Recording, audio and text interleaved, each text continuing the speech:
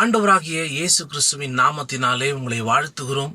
இன்றைக்கு 74வது நாள். ஏமேன். ஆண்டவர் அவ்வளவு அற்புதமாக ஒவ்வொரு நாளும் நம்மளை நடத்திட்டு வர்றாரு. இன்னைக்கு நீங்க நிறைய நேரத்தில் நம்ம யோசிப்போம், நம்ம தோல்வி அடைஞ்சிட்டோம், நம்ம தோத்துட்டோம், அவ்வளோதான், நம்ம விழுந்துட்டோம், இனிமேல் நம்மளால எழவே முடியாது.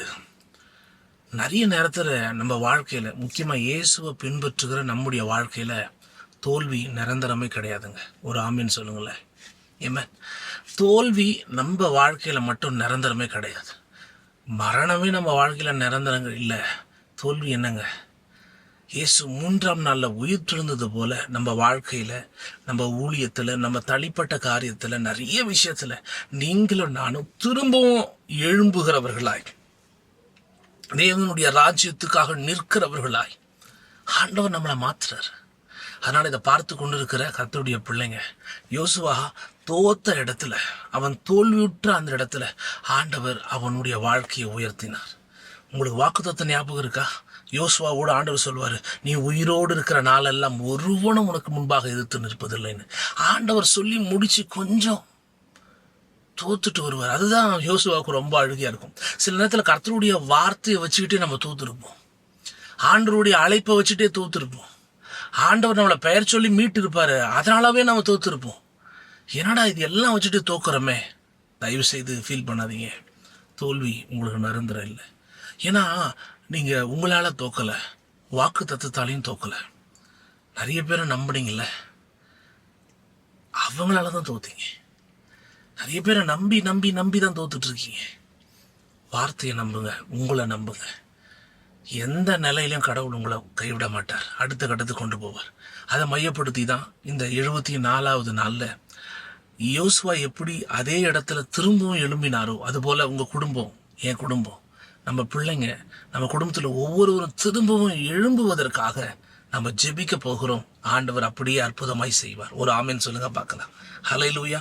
முதல் காரியம் பாருங்க, தோல்விக்கு பின்பு ஒரு மிகப்பெரிய எழுச்சி உண்டாச்சு யோசுவா காலத்துல.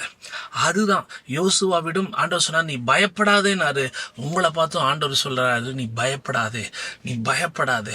உன் வாழ்க்கையை திரும்பவும் கட்டுவேன், உன் குடும்பத்தை திரும்பவும் கட்டுவேன், உன் பிசினஸை திரும்பவும் மகத்துவமான அடையாளத்துல உயர்த்துவேன்னு கர்த்தர் சொல்றாரு. நம்புறீங்களா? ஏமே. ரெண்டாவது, இதை மையப்படுத்தி ஜெபம் பண்ணிட்டே இருங்க. அடுத்தது, பயம் நீங்கணும் கர்த்தர் சொல்றாரு.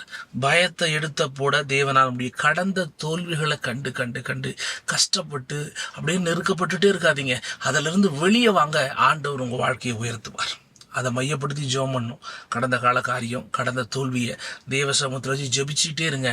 ஆண்டவர் அடுத்த கட்ட உயர்வுக்கு உங்களை கொண்டு போவார்.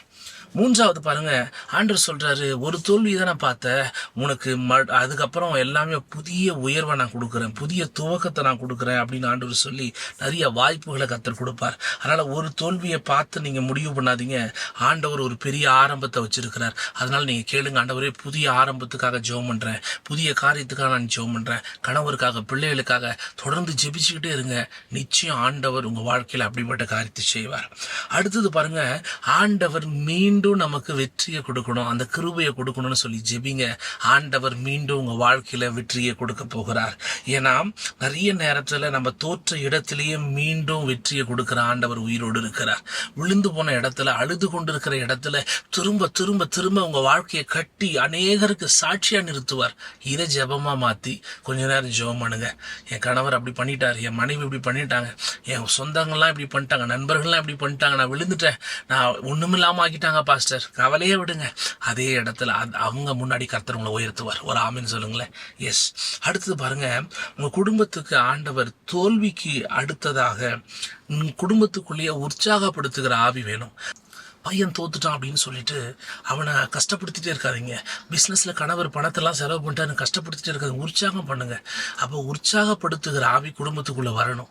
எப்பவுமே உங்களை என்னை அடுத்த கட்டத்துக்கு கொண்டு போறது குடும்பம் தான். அதனாலதான் 150 நாள் குடும்பத்தை மையப்படுத்தியே நம்ம ஜெபம் பண்றோம். இதை மையப்படுத்தி மையப்படுத்தி மையப்படுத்தி அப்படியே ஜெபம் பண்ணிட்டே இருங்க, ஜெபம் பண்ணிட்டே இருங்க, ஜெபம் பண்ணிட்டே இருங்க. ஆண்டவர் உங்க நிலைமையை மாத்துவார். ஆண்டவர் உங்க சூழலை மாத்துவார். ஆண்டவர் உங்களுக்காக சகலத்தையும் நேர்த்தியா செய்வார். எவ்வளவு பேர் நம்புறீங்க? ஆமா. இதை மையப்படுத்தி ஜெபம் பண்ணுங்க. பாருங்க. அடுத்தது பாருங்க, 6வது சரியான வழிநடத்துதல். தவறான காரியத்திலிருந்து கற்றுக்கொள்ள வேண்டிய விஷயம் என்னன்னா, சரியான பாதை எது. ஆகான கண்டுபிடிச்சு தூக்கி எரிஞ்சிட்ட பிறகு ஆண்டவர் அதுக்கப்புறம் வெற்றி கொடுத்துட்டே இருந்தார். அப்ப சில விஷயங்களை வாழ்க்கையில தூக்கி போடணும், அதை எல்லாத்தையும் நிர்மூலமாக்கி போடணும். ஆண்டவர் நமக்கு உதவி செய்யணும். அதனால தேவ சமூகத்துல அப்படியே ஆண்டவரை நோக்கி பார்த்து ஜெபம் பண்ணுங்க. எவ்வளவு ஜெபம் பண்ணீங்களோ ஜெபம் பண்ணுங்க. ஆண்டவரே, சரியான வழியை நான் பார்க்கணும், சரியான பாதையை நான் பார்க்கணும், ஒரு புது அடையாளத்தை நான் பார்க்கணும், உங்க வழியில நான் நடக்கணும் ஆண்டவரேன்னு சொல்லி ஜெபம் பண்ணிட்டே இருங்க. ஆண்டவர் அப்படியே உங்களை நடத்துவார். அடுத்தது பாருங்க, பிள்ளைகளுடைய தைரியம். கணவர் மனைவி ஏன்னா தோல்வி பயத்தை கொடுத்துட்டே இருக்கும், அதை தாண்டி முன்னேறணும்னா தைரியம் வேணும். அந்த தைரியத்துக்காக கொஞ்ச நேரம் ஜெபம் பண்ணுங்க. இயேசுவின் நாமத்தினால என் கணவருக்கு, என் பிள்ளைகளுக்கு, என் குடும்பத்துக்கு, என் உறவுகளுக்கு, நண்பர்களுக்கு ஆண்டவரே நீங்க தைரியத்தை கொடுங்கப்பான்னு சொல்லி ஜெபம் பண்ணிட்டே இருங்க. ஆண்டவர் தைரியம் கொடுக்க ஆரம்பிச்சாருன்னா நடக்கிறதே வேறங்க. அவ்வளவு அழகா கர்த்தர் கொண்டு போவார். ஆமென். அடுத்தது பாருங்க, ரொம்ப முக்கியமான விஷயம், புதிய நம்பிக்கை வேணும். நம்பிக்கை புதுப்பிக்கப்படணும். எப்படி புதுப்பிக்கப்படுகிறது அப்படின்னா, எல்லாம் முடிந்ததுன்னு நினைக்கும் போதுதான் கர்த்தர் புது துவக்கத்தை கொடுத்தார். அந்த நம்பிக்கை உங்களுக்குள்ள இருக்கணும். ஏன்னா நம்மளை நம்பியே நம்ம இருக்கக்கூடாது. நம்ம எண்ணத்தை நம்பி, சிந்தையை நம்பி, ஆண்டவரை நம்பி, ஆண்டோடைய வார்த்தையை நம்பி, நீ உயிரோடு இருக்கிற நாளெல்லாம் ஒருவனும் உனக்கு முன்பாக எதிர்த்து நிற்பதில்லை.